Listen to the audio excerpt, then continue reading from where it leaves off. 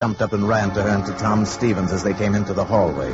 Mom, listen. Bobby, what are you doing down here at this hour, fully dressed? Oh, Mr. Stevens. Mom, I had to tell you. Tell me what? What's the matter, Bobby? I followed Mr. Carpenter tonight, right after you left, and gee, where do you think he went? Right into the spaceship. Now, Bobby, just 1 minute. Honest, Mom, I saw him.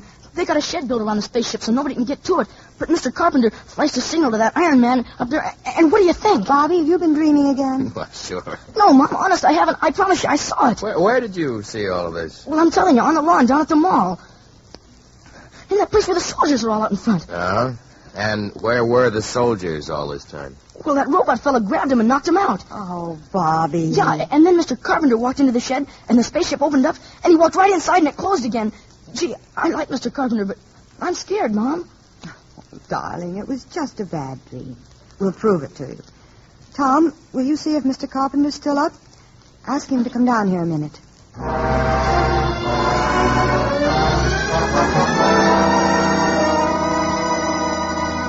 Helen. Yes, Tom? Helen, he's not there, but look what I found on the carpet. It can't be a diamond, can it? I don't know. It's much too big. Oh, but it looks real to me. Oh, Mr. Carpenter's got lots of them. He gave a couple of them to me. Here. He gave you these? Well, not exactly.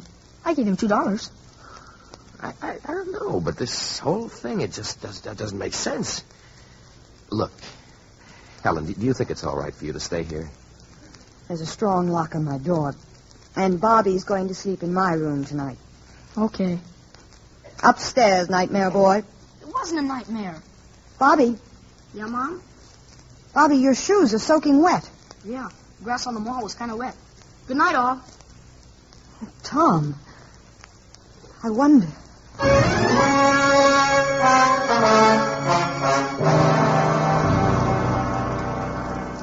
Klaatu had promised Barnhart termed a little demonstration. Promised it for the following day at noon. It is now 2 minutes to 12. In the Department of Commerce building, Helen Benson has left her office on her way to lunch. She stands in the corridor waiting for an elevator. Mrs. Benson. Mr. Carpenter, what are you doing here? I came to see you. Well, I was just going to lunch.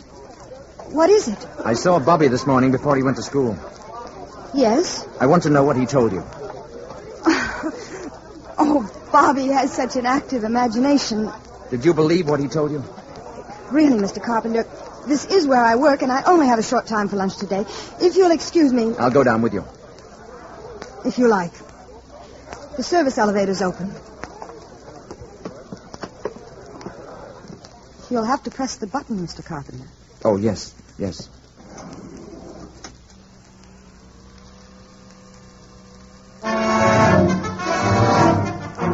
It was just 5 seconds before noon of that fateful day when Helen Benson and Mr. Carpenter stepped into that electric elevator. At that same moment, the enormous commerce of our briskly modern world roared and thundered in the streets.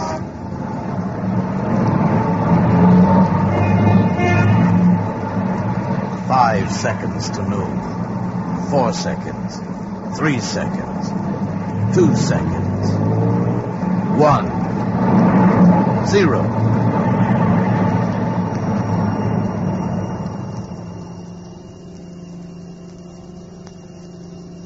High noon. And silence. All over the world, traffic stopped dead in a million streets.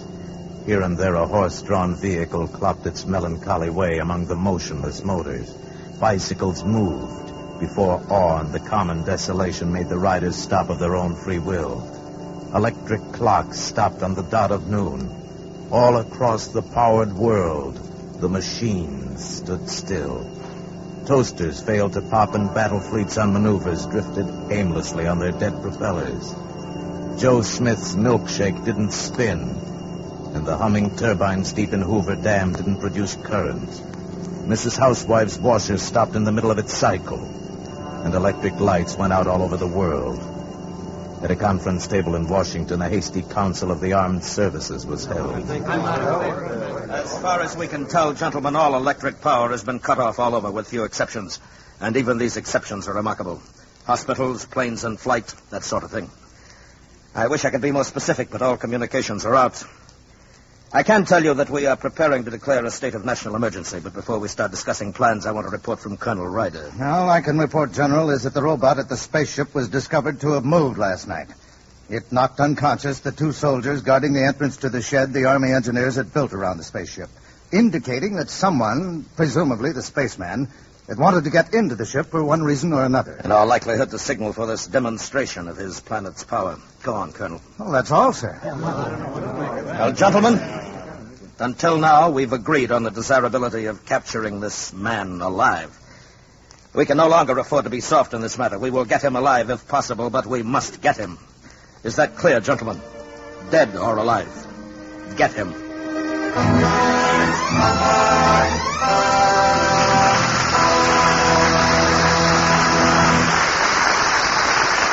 You know, with our servicemen stationed in so many countries around the world, they have a wonderful opportunity to observe the customs and traditions of other people. They're finding out that these customs aren't so strange after all. For instance, in many countries, what is known as puberty rites still exist. These are celebrations, sometimes accompanied by singing and dancing, of a child growing up. Before he takes his place among the adults, he may be required to show his courage, his knowledge of the history and customs of his people, his ability to be a good member of that group. Among some primitive groups, this may even include physical torture of one sort or another. Well, this might sound strange, but as our servicemen have observed, it has its counterpart in our own life. The initiation ceremonies of high school or college fraternities, the coming out parties of debutantes, the bar mitzvah among members of the Jewish faith. These are all examples of the same thing. Actually, the mental and physical examinations that a young man takes before he puts on the uniform of his country are merely scientific tests to ensure the same thing, to see if he's qualified to take his place among others. And this is true about customs and traditions of all countries. The way of doing things may be different, but the ideals are the same. Our servicemen are helping to maintain goodwill by observing these customs, by learning about them and honoring them. This, after all, is one of our traditions, to let the other fellow have the same rights and privileges that we want for ourselves.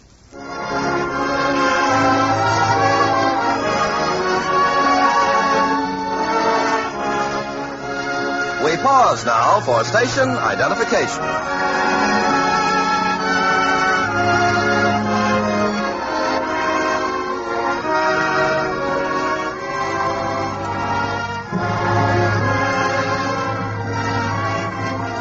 The curtain rises on Act 3 of The Day the Earth Stood Still, starring Michael Rennie as Klaatu and Jean Peters as Helen Benson.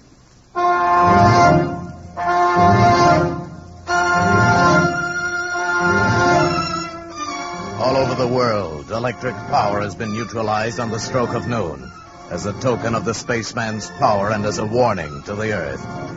While they've been trapped between floors in an elevator, the spaceman has told Helen his identity and purpose here. I've already told you more than I told Professor Barnhart, because my life, in a sense, is in your hands. But if I die, a world, your world, may die too. Yes, I understand. I thought if you knew the facts, you'd appreciate the importance of my not being caught before the meeting tonight with the world scientists. Yes, of course. Of course I do. You hold great hope for this meeting, don't you? I can see no other hope for your planet. If the meeting should fail, then I'm afraid there is no hope. Oh, the lights. And we started again. It must be 12:30. Yes, exactly.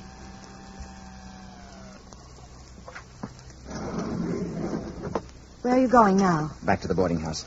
I'll be safe there for the afternoon. I'll be able to keep an eye on Bobby. He's the only other person who knows about me. No. Wait a minute. There is someone else. How? There can't be. Tom. He was with me last night when Bobby told me what he saw. Well, of course, he doesn't know anything definite, and well, he talked to me first before... But then we can't take a chance, can we? Can you get in touch with him? I think so. I mean at once, now. I'll try. You will. You must.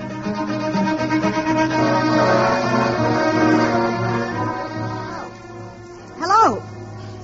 Operator, I was connected with my party. Please. Hello? Oh, is this Mr. Tom Stevens' office again? We were Well, I must speak to Mr. No, Mr. Stevens. Yes, this is Mrs. Benson. Benson! Well, when do you expect him in, then?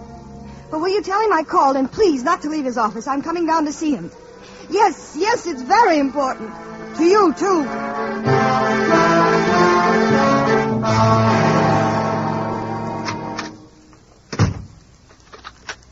Margaret, this is Mr. Stevens. I just got in. Now, listen, call the Pentagon. Who? Mrs. Benson? When? Never mind. This is more important. Listen, call the Pentagon and find out who's in charge of the spaceman business. Whoever it is, I want to talk to him.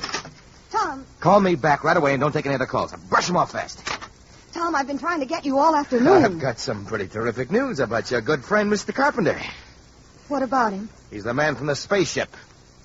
I had that diamond or whatever it is checked at 3 different places. Nobody on Earth's ever seen a stone like that. And after what Bobby's told us, that's enough for me. Why is it nobody knows about this Mr. Carpenter? Why hasn't he got any money? All right, Tom. It's true. Yeah. How do you know? You've just got to promise me you won't say a word to anybody. Oh, nobody but the Pentagon. Please, Tom. Are you crazy? After what happened today, he's a menace. You don't understand. You don't realize how important this is. Important. Of course it's important, and we can do something about it. You mustn't do anything about it, Tom. Believe me, I know what I'm talking about. I say he is dangerous. It is our duty to turn him in. He isn't dangerous. He isn't a menace. He told me what he came here Oh, for. honey, don't be silly because you happen to like the guy. Do you realize what this will mean for us? I'll be the biggest man in the country. I'll write my own ticket. Is that what you're thinking about? Listen, somebody's got to get rid of him. Tom, I'm not going to let you do it. Tom, don't. Hello, Margaret? Yeah. General Cutler? Good. Now, hold on. You don't know what you're doing. It isn't just you and Mr. Carpenter. Mr. Cutler. It's everybody. The rest of the world is involved. I don't give a hang about the rest of the world. I'm in this for me. Tom. Now, you'll feel different when you see my picture in the paper. I feel different right now. Now, you'll see. You're going to marry a hero. I'm not going to marry anybody. Not even a hero. Hey, Alan. Hello? General Cutler? General, my name is Tom Stevens, with a V. I have positive information about the spaceman and where he's staying. Right. Yeah, of course I'm sure. He is living in a boarding house at 1615 M Street, Northwest. That is correct, sir.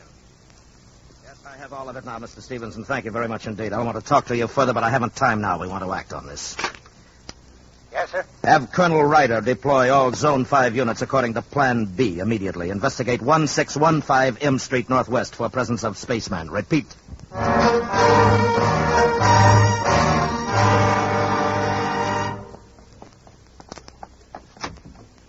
Mr. Carpenter. Right here. Did you see Tom? What does he say? It's no good. It's too late. I got a taxi outside. Hurry.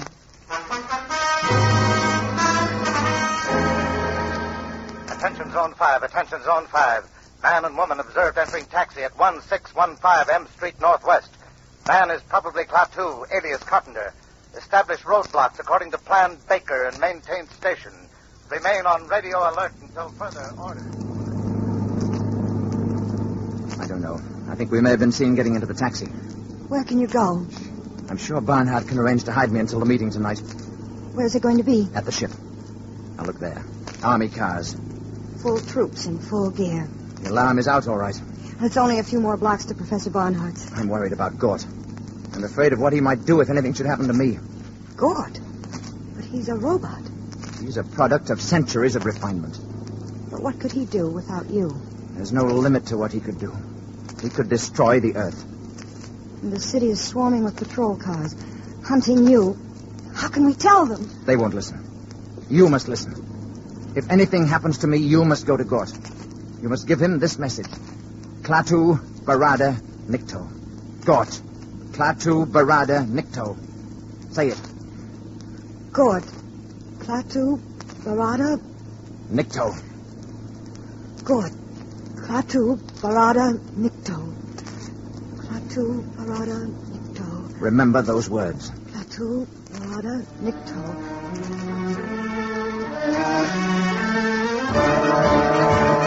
Attention Zone 5. Taxi cab moving north on 14th Street from Harvard Street. Man and woman in back seats. License number H0012. H0012. Section 2, close in. This is your target vehicle. We're hemmed in. Driver will get out here. I'm going to try to run for it. If they get me, you get to Gort. Now. There he is! Stop or we'll shoot! Stop or we'll fire! Mr. Carpenter! God. Run!